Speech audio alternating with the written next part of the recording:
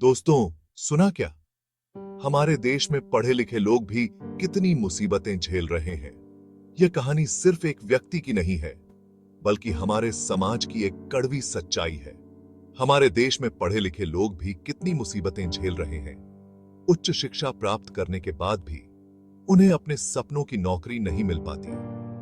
आज की कहानी है रोहन की, एक ऐसे ही लड़के की। रोहन का सपना था कि वह अपने परिवार का नाम रोशन करे और अपने गांव का गौरव बने। रोहन तो छोटे से गांव का था, पर सपने उसके आसमान छूते थे। वह अपने गांव से निकलकर शहर में बड़ा आदमी बनना चाहता था। पढ़ाई में जान लगा दी उसने और इंजीनियरिंग में बड़ी डिग्री ले आया। उसने दिन रात मेहनत की ताकि वह अपने सपनों को साकार कर सके। पर जॉब ढूंढते ढूंढते सिर्फ निराशा ही मिली। हर जगह से उसे निराशा ही हाथ लगी। एक प्राइवेट कंपनी में काम तो मिला, पर सैलरी सिर्फ 10,000 रुपए महीना। इतनी कम सैलरी में वह अपने परिवार का खर्चा कैसे चलाए? सोचो जरा, इतना पढ़ा लिखा इंजीनियर दिन रात खटता है और इतनी कम कमाई। यह स्थिति कितनी निराशाजनक है।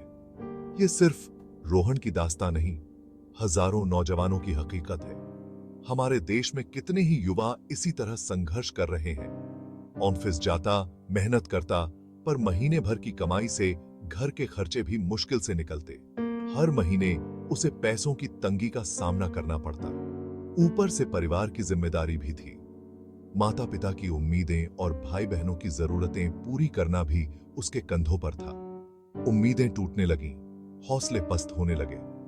उसे लगने लगा कि उसकी मेहनत का कोई मोल नहीं है। एक रोज जब मां ने पूछा घर कब आएगा, रोहन चुप रहा। डिप्रेशन में डूबता गया। उसे समझ नहीं आ रहा था कि वह अपने परिवार को क्या जवाब दे। और फिर एक ऐसा कदम उठाया उसने जिसने सबको हिलाकर रख दिया।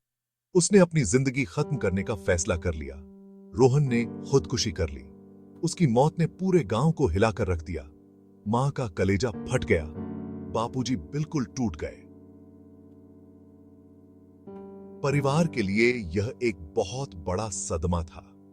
यह सिर्फ कहानी नहीं, समाज का कड़वा सच है। यह हमारे समाज की एक बड़ी समस्या है, जिसे हमें मिलकर सुलझाना होगा। दोस्तों, इस मसले पर गंभीरता से सोचना होगा। हमें अपने युवाओं के भविष्य के बारे में सोचना होगा। हमारे जवानों का भविष्य सबसे जरूरी है। उन्हें अच्छी जॉब्स मिलनी चाहिए, सही सैलरी मिलनी चाहिए।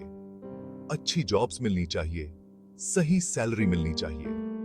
हमें यह सुनिश्चित करना होगा कि हमारे युवा अपने सपनों को साकार कर सकें। और अगर आप भी ऐसी मुश्किल में हैं, तो अपने घर वालों से, दोस्तों से बात कीजिए।